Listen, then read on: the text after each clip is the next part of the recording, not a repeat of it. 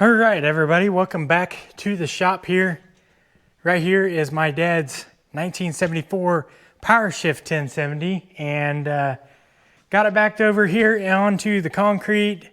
Last part of hay season here, we had the alternator light coming on, and so once we got it back over here to the shed, for whatever reason, and we're thinking that it's a voltage regulator, but in this video we're going to show you how to get it all tested once we get it tore down. But we're going to take the alternator off and hopefully fix it. So we don't have a local starter or alternator shop anymore.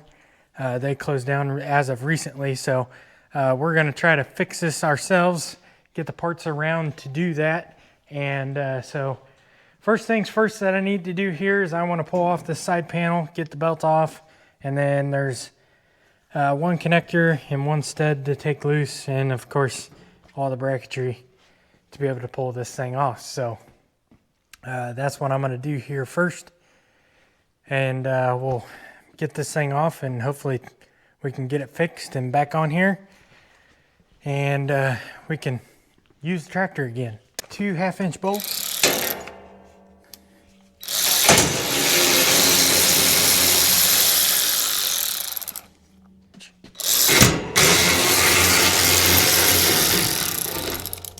Here.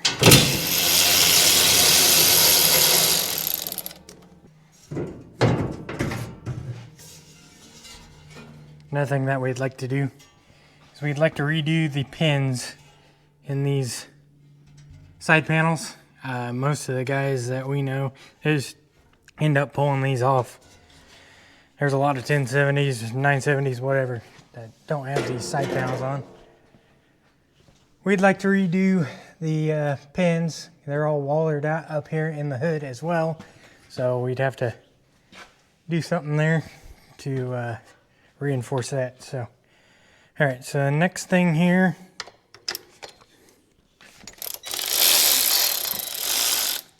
undo the one on the back, drop it out of the way.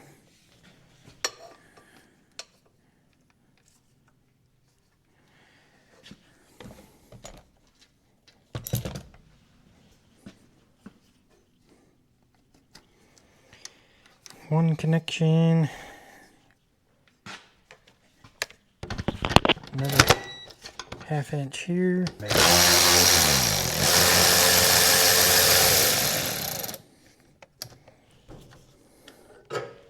Make sure I don't lose washers. It's about time for a new belt. Sitting down in that pretty good. All right, little stud back here, it's 7/16. Get that undone. Now I have not disconnected battery.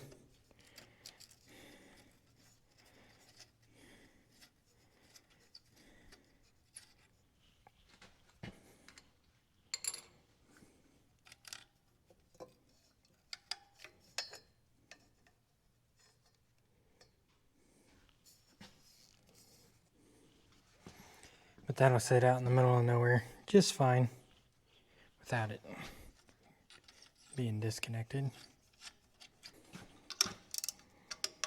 9/16.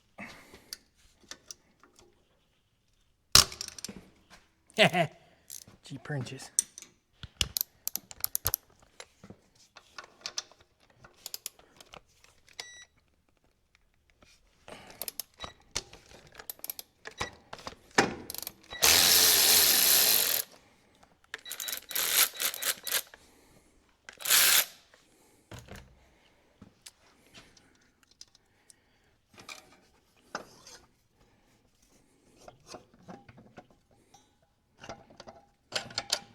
One last bolt.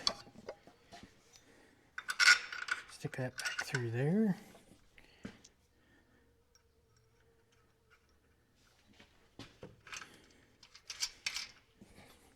And in not much time, have an alternator off. There's an alternator. Have the service manual open already, because I was already thinking about this. and we have an overcharging problem, which it goes through all what you're supposed to do, asking if the batteries are all up to charge or whatnot. So we disconnected and removed the alternator from the engine. We have not separated the alternator yet, so that'll what I need to do next. And then it says connect the low range connect a low range ohm meter from each brush lead clip. So it has a diagram here on where to test as far as each brush clip, lead clip, and then to the frame itself. So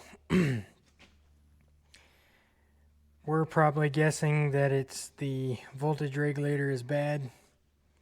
So that'll be down inside this thing anyways. So we'll get this thing tore apart here. Feels like that's right. Now it looks like this alternator is plumb full of hay dust and stuff from doing hay, just by what I'm seeing on the back of this thing.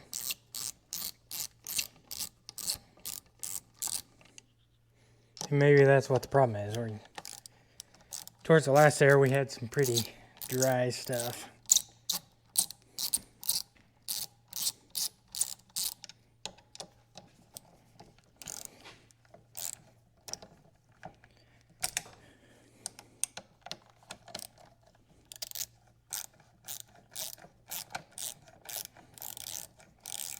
I don't remember what year we had this redone in the first place.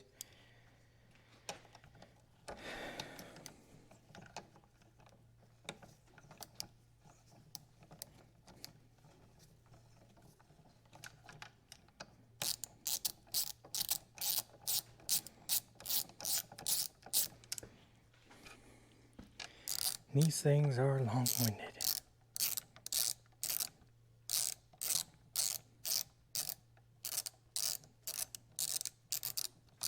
All right.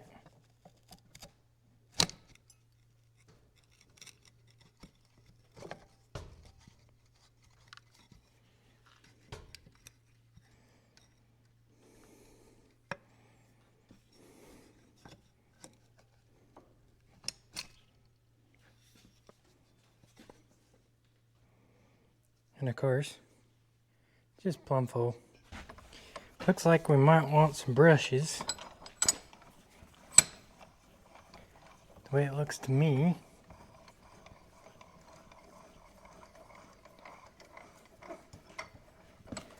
But maybe that's the voltage regulator. Anyways, I don't know. I'm all new to this, so take our multimeter. Alright, the way I understand it, first things first here is taking your multimeter, going to the outside cage to a brush lead, and making sure that they're reading.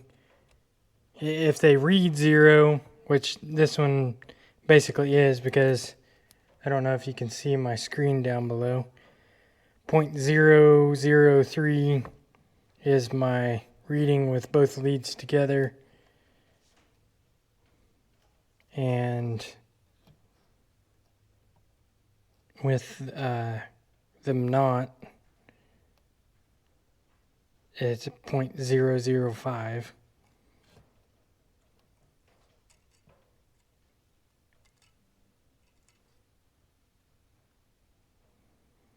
That's 0.003.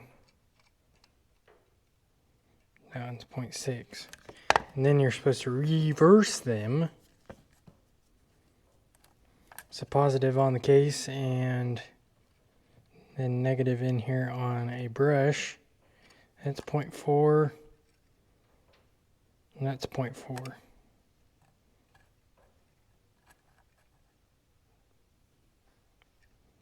0.3, 0.2. So I'm not totally convinced, but I think the voltage regulator is bad. And that would be this piece in here, according to the book. Then pull them out. It looks like our leads are kind of wore, so probably those come with a voltage regulator. And somewhere in here you will test the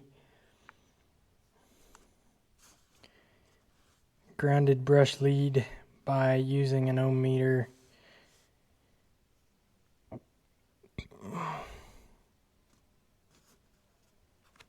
Refer to step 4 if it's good, which yes. Testing the diode in it, and of course then the stator windings. And then the heat sink. Alright, it has been a few more days later. Had a few things to do. I'm back here onto the alternator project here with the 1070. I've taken a little bit of time and done a little bit of reading of the service manual, and I've done some testing on the alternator itself. Tested from here to here to make sure that we had a ground, and then each of the brushes, which one of them is grounding to the frame itself and then the other one is not. So I believe that through all our testing here, I'm good to pull these 3 screws out and be able to pull the brush assembly off. We're going to want to get new brushes, and I believe that we're going to want to get new bolts with plastic sleeves on them, as well as a voltage regulator. I am as well going to pull off the stator, do some testing on it and the diode down in here. I'm just going to go through and make sure that we're going through and testing everything like we're supposed to. It gives locations where the multimeter is supposed to be as far as ohms, and what those are supposed to be reading. Some of them are just supposed to be just like 3.8 or 3, depending on what it is, so, or just ohming out. So first thing here is I'm going to pull the stator out of this, and then we'll pull the diode out of it and the voltage regulator and the brush set.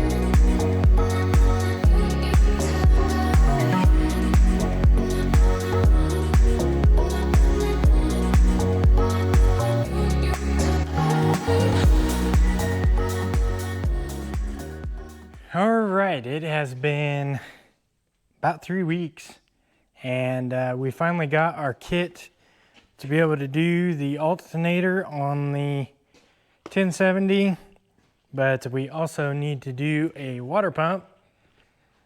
So we need to get the alternator for the 1570 off of this tractor, and then we need to start tearing down to be able to get to a water pump. So my dad's already got the water pump. It's in a box over there on the shelf, and another new belt.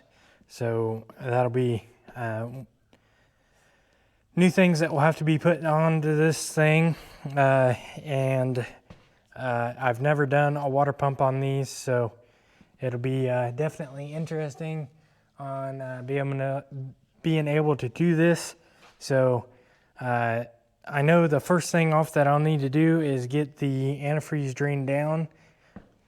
So I'll have to find the drain cock on the radiator if it does have one. If not, well, I'll have to pull the bottom radiator hose.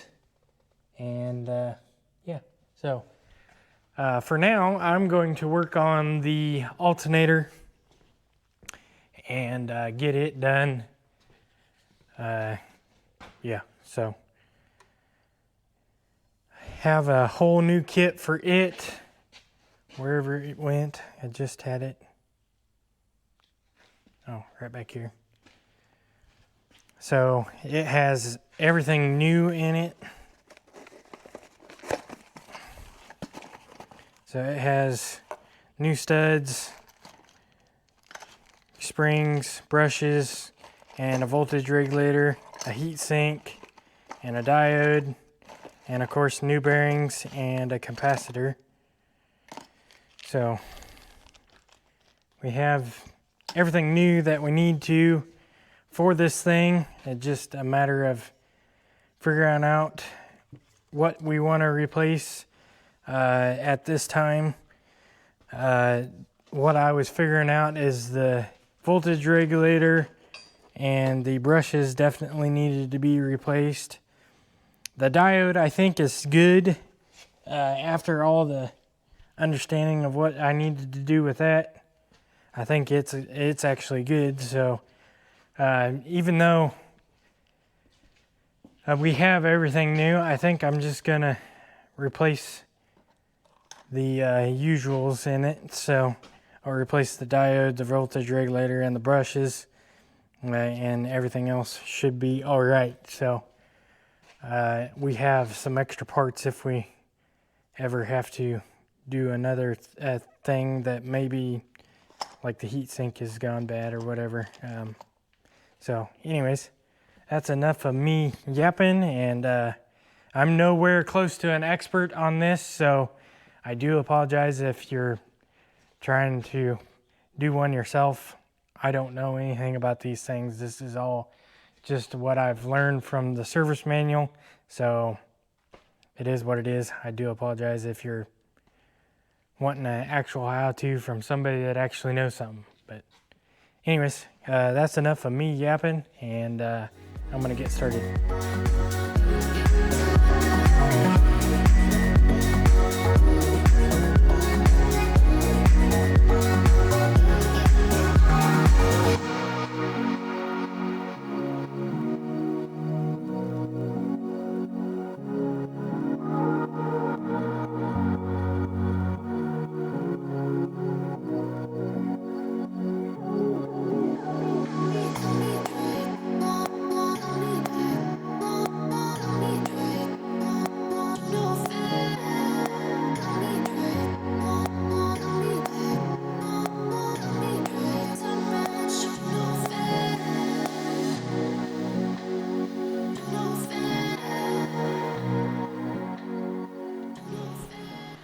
Alright, I have no good way of setting you guys up, but I am ready for the stator to go back in.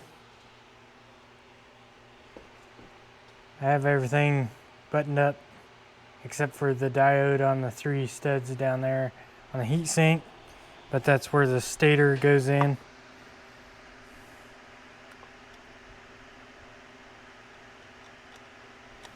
Just like that.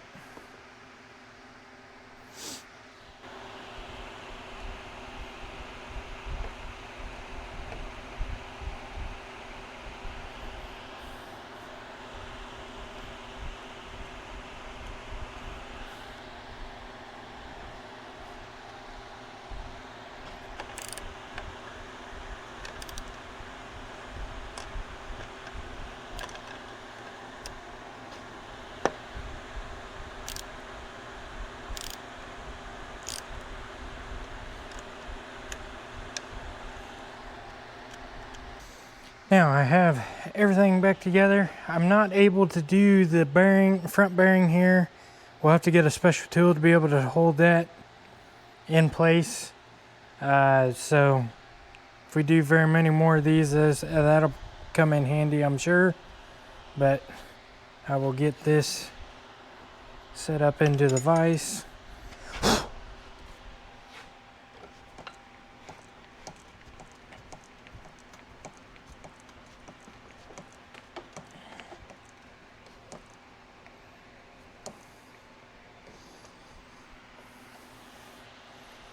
There is a little flop in this bearing, but nothing too crazy.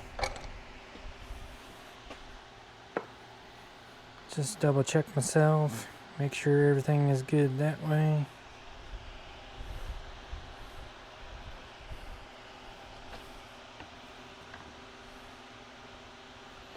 Make sure that I am correct orientation.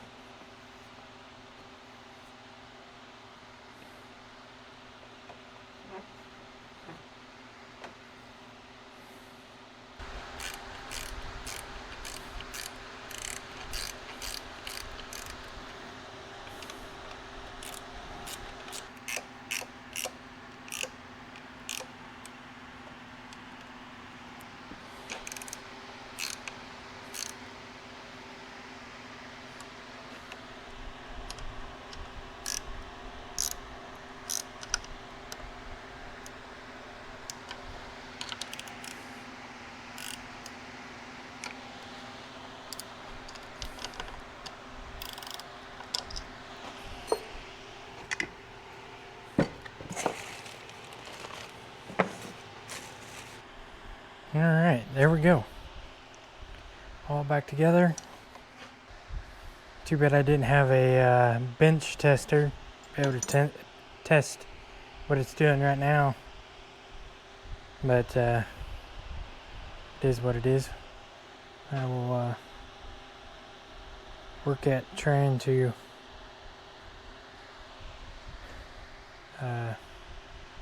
get a water pump off now. All right, I pulled off the side shield on the driver's side of the tractor, or roadside, whatever you want to call it, and see that dowel right down in there, and see that there's a nice orange mark down there. If I can get my light in the right spot. The belt was on this side of it instead of being on that side of it. So now, when I hit the key and fire this thing up,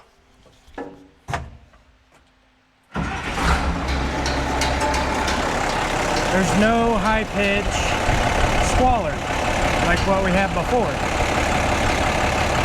So I would say that we have fixed the issue, and I guess it's a good thing that we have a water pump around. So I guess the next thing that I'll do is put the new belt on this thing, and we will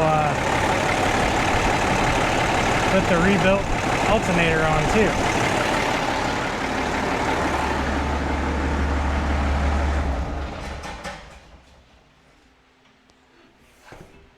So I guess it was money spent on a water pump, but it's a good thing that we have one around. So I guess the next thing is pull that old belt off, make sure that it's routed correctly, and get the alternator on there. And we'll go from there. I'll make sure that on this one that it is routed correctly. Well, that dowel ain't even there, so I guess someone's probably had that problem before on this one and just decided to take it off instead of making sure that it's routed correctly. So at least that's a good thing, and I guess I'll put a belt and alternator on it instead of doing a water pump.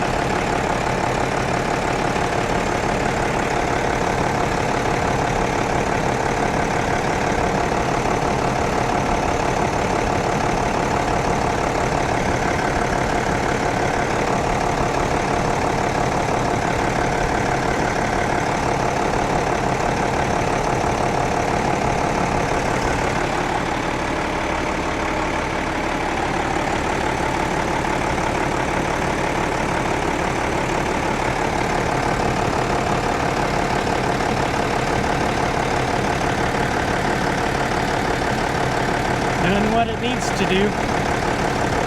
14.97 instead of 18. I would call that a success. It is a bummer that all it was the belt was routed wrong and that this tractor could have been down there, but we feared the worst and was thinking that the water pump was the one thing that was squalling, but thank goodness it was just a belt routed wrong and chewed up that other new belt, and now partially our old one. But now we know on this one there's a dowel that you need to remember. The other one doesn't have it, so that's a good thing there. But anyways, I think that pretty much does this a closure at this point. And I'm sure this video is plenty long with diagnose and then repairing. So anyways, if you got to this point in the video, it sure does mean a lot. Thank you from the bottom of our hearts. It's greatly appreciated. If you like this sort of content, give the video a thumbs up if you like this, and be sure to be checking the channel for some videos on this thing. We are in the process of trying to get through things, including we finally got the injection pump back. So the injection pump will be going onto this thing. But before we do all that, there's going to be a lot of cleaning and doing of this tractor to be able to get it even closer to running. So be looking for this tractor and videos. We'll be going into harvest here, and I'll be helping out my best friend once again this year on doing some harvest. So it could be that harvest takes precedence over this project, but at least we got this one nailed down and back together, and we can be able to use it when we need to. And so with that, I think that's enough of me yapping. If you want some cool swag, be sure to hit the link down below. We have our own merch store, so check out what we have available there. And with that, we'll catch y'all on the next one.